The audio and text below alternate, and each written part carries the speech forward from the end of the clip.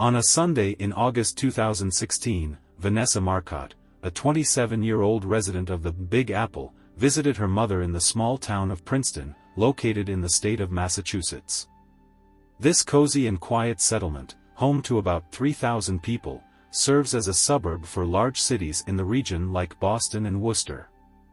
Around 1 o'clock in the afternoon, Vanessa said goodbye to her mother and set off for a solitary walk to the local park.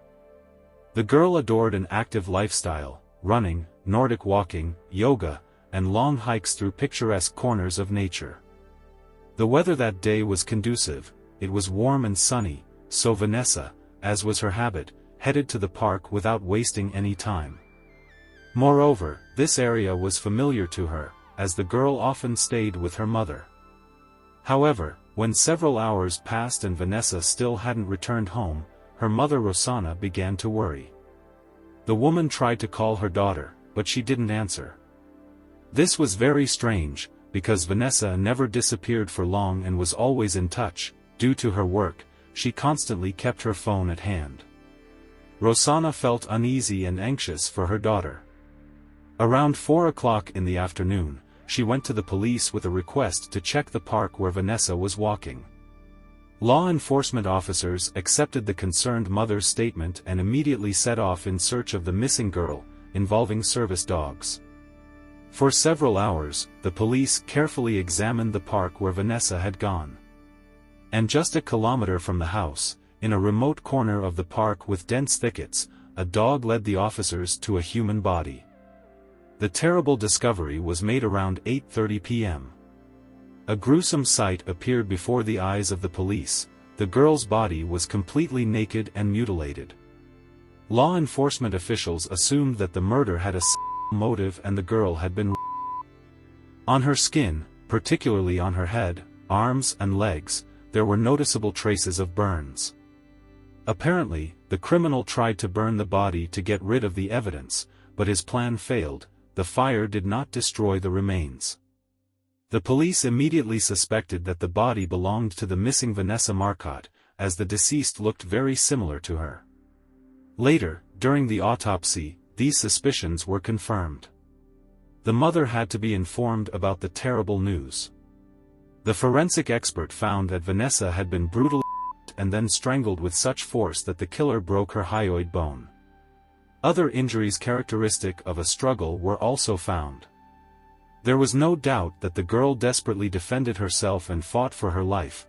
There were traces of defensive wounds on her hands. And most valuably, under the victim's nails, the killer's DNA was found. The samples were sent for examination. Meanwhile, investigators began gathering information about the identity of the deceased Vanessa to outline her social circle and identify potential suspects. It turned out that the girl was the only child in the family, the darling of happy parents. From childhood, Vanessa distinguished herself with her intelligence, quick wits, and quick learning. At school, she was an excellent student and top of her class. In addition, Vanessa was an exceptionally beautiful and kind girl who knew how to endear herself to anyone. These qualities served her well in adulthood too. In 2011, Vanessa graduated with honors from Boston University with a degree in public relations. After that, she managed to work in several IT companies. And at the beginning of 2015, luck smiled on her. The girl got her dream job at Google as a client manager. Vanessa performed her duties brilliantly and had wonderful career prospects at the company. She simply adored her work and saw in it a huge potential for development. But, unfortunately, her life was cut short too soon, at the age of only 27 years old. At first, the detectives had a suspicion that Vanessa's murder might be connected with another high-profile crime, the murder of Karina Vitrano, which happened in New York just a few days before the attack on Vanessa. Karina, like Vanessa, was alone in the park during her daily run when she was attacked. However, further investigation showed the unlikelihood of such a connection due to the significant distance between the cities, as well as the different nature of the injuries found on the bodies of the murdered girls. Soon Karina's killer was found and arrested. It was also confirmed that he had never been to Princeton. Investigators assumed that Vanessa's killer was likely a local resident or someone who frequented the area for other reasons, such as for work. In any case, it was a person who knew the area well and at the same time did not stand out in any way from others. The police made every effort to find witnesses to the crime or surveillance cameras near the scene. After all, the attack occurred on a Sunday, in the middle of the day, in a fairly busy place. That day there were many visitors in the park who came there to relax with their families. However, all attempts were in vain. None of the witnesses noticed or heard anything suspicious. Moreover, there were no surveillance cameras installed in that part of the park at all. Then investigators decided to seek help from the public through the media. This appeal caused a considerable resonance. People began to call the police en masse, sharing their versions and guesses. It took a lot of time to check all the information received, and for the most part it turned out to be useless. However, several important leads also came in. For example, one of the drivers said that he saw a suspicious dark SUV with the hood open not far from the place where Vanessa's body was found. Next to the car was a young man who was behaving strangely. He was nervous, fussy, which drew the witnesses' attention to him. This driver was able to describe his appearance. According to him, it was a Latino man of athletic build, average height, with a shaved head or very short hair, about 30 years old. Another witness claimed to have seen a car following Vanessa. And another eyewitness allegedly noticed a girl talking on the phone in the park shortly after 1 p.m. Based on these testimonies, the police assumed that Vanessa was killed between 1 p.m. and 3 p.m. Unfortunately, none of the witnesses remembered the car's license plate number. Weeks passed, and the investigators still had no suspects. The public began to accuse the police of an ineffective investigation and inability to protect local residents who felt fear and danger for their lives. Law enforcement needed to find the criminal as soon as possible and bring him to justice. They did not give up and worked hard on the case, despite all the difficulties. After all, such a brutal murder had not happened in Princeton for over 30 years, so the whole town was simply buzzing. Along with the police, conscientious citizens also closely watched all suspicious persons and reported this to the station. Investigators spent almost 8 months piecing together a profile of the likely killer based on the available evidence and eyewitness accounts. Among the key physical evidence in the case was the killer's DNA found under the victim's nails, as well as the remnants of a hair tie and socks from Vanessa's body, which had traces of gasoline. Apparently, the criminal tried to burn the body. According to information gathered by the police, the killer was of average height, athletic build, of Latin American origin, and drove a dark SUV seen near the crime scene. Law enforcement officials believed that the suspect might have scratches on his face, hands, and back, since Vanessa desperately fought for her life. Orientations on the criminal were received by all the police officers of the state with an order to be vigilant and react promptly if they noticed a similar man. And in March 2017, in the city of Worcester, one of the patrol officers noticed a dark SUV driven by a young man who closely resembled the description of the suspect. The officer wrote down the car's license plate number and passed this information on to colleagues working on Vanessa's case. The detectives quickly established the home address of the vehicle owner and visited him to talk and take a DNA sample. This was already the 325th collection of biomaterial as part of the investigation. The man did not resist and voluntarily gave the sample. Outwardly, he was very similar to the suspicious driver that witnesses saw near the park. Surprisingly, this lead turned out to be truly decisive. DNA analysis confirmed that the genetic material of the detainee completely coincided with the samples taken from under the nails of the murdered Vanessa. This gave grounds to obtain an arrest warrant and the suspect was detained. He turned out to be 31-year-old Angelo Colon-Ortiz, a family man, the father of 3 children. He was born and raised in Puerto Rico, and a few years ago he moved with his family to the USA. Angelo had no criminal record or problems with the law. He was considered a decent person, an exemplary family man, and had lived in Worcester for less than a year. He worked as a FedEx delivery courier in Princeton and surrounding towns. The suspect, Angelo Colon-Ortiz, had poor command of English, so an interpreter was provided to him during the interrogation. To all the investigators' questions, the man replied that he had never been acquainted with the deceased Vanessa and had never seen her. Moreover, Angelo could not even recall whether he had been in Princeton on that fateful day when the murder took place. Of course, there was no question of any alibi either. However, by that time the detectives already had some important evidence.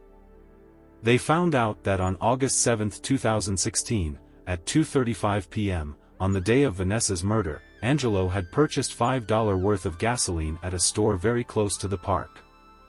That is, the suspect was definitely near the crime scene during that period.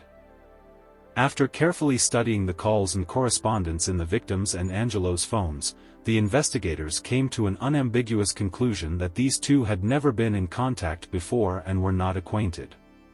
Everything indicated that the attack was completely random in nature. Angelo was charged with Vanessa's murder, but he categorically denied his guilt. The suspect was left in custody without the right to bail. Prosecutors argued that at some point, when Vanessa was walking along the path in the park, Angelo lurked in the bushes and attacked her as soon as the girl was alone. The attacker forcibly took the victim's phone and began to beat her brutally. Vanessa was slender and, despite her desperate attempts to resist, could not fight back against the physically stronger man.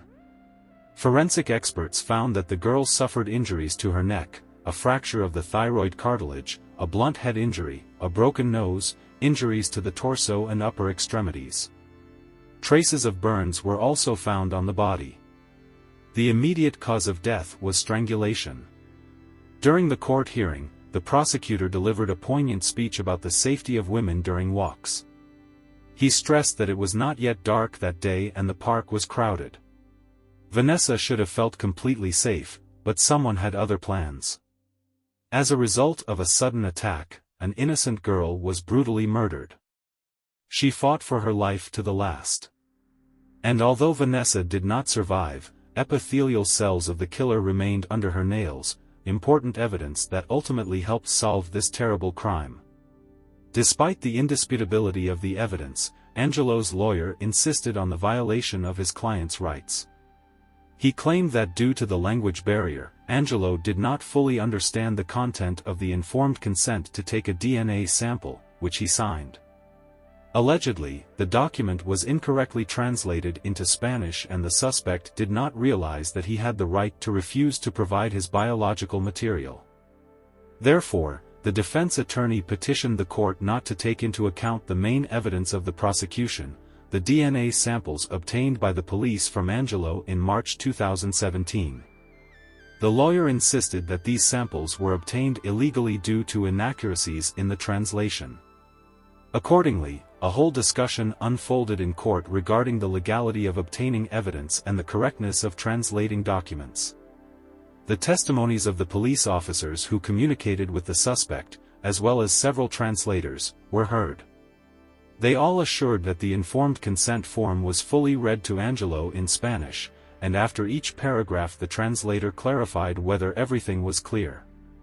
In response, Angelo answered affirmatively each time or nodded his head. Ultimately, the judge rejected the lawyer's petition. In his opinion, the rights of the defendant were not violated during the investigation, and therefore the results of the DNA examination are admissible evidence and can be used in court. Vanessa's mother Rosanna, testifying movingly in the courtroom, spoke about her daughter. The woman recalled their last meeting, that Sunday morning before the fatal walk. Vanessa was smiling and in a great mood. None of the family members could even think that they were seeing the girl alive for the last time. The mother did not feel any anxiety, because her daughter went for a walk in the light of day to a crowded place. Rosanna shared with those present the unbearable pain of losing her only child.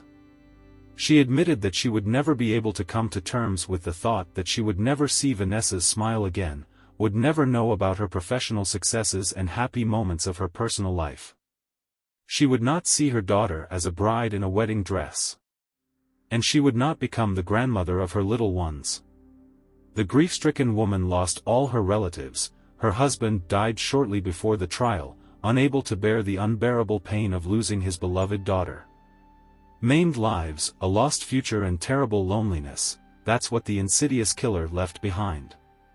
And although time has passed, the wound in the mother's heart will never heal, and the terrible crime will not be forgotten or forgiven. Although at first the accused denied his guilt, under the pressure of evidence and on the advice of his lawyer, he pleaded guilty, hoping for a milder sentence.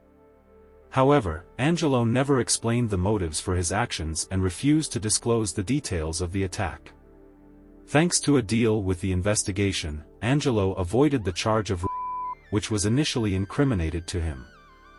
However, in October 2022, a jury found him guilty of second-degree murder and robbery. Angelo Colon-Ortiz was sentenced to life imprisonment with the right to parole no earlier than 45 years later, when the man turned 76. After all, the judge sentenced him to 25 years for murder and 20 for robbery, ruling that these terms should be added up, not absorbed. The mother of the deceased agreed to such a deal in order to avoid exhausting court sessions, during which she had to listen again and again to the terrible details about the last minutes of her precious daughter's life. These details tore apart the grieving mother's heart. So the woman was relieved to hear the harsh sentence and expressed hope that her child's executioner would never be released and would not harm other innocent victims.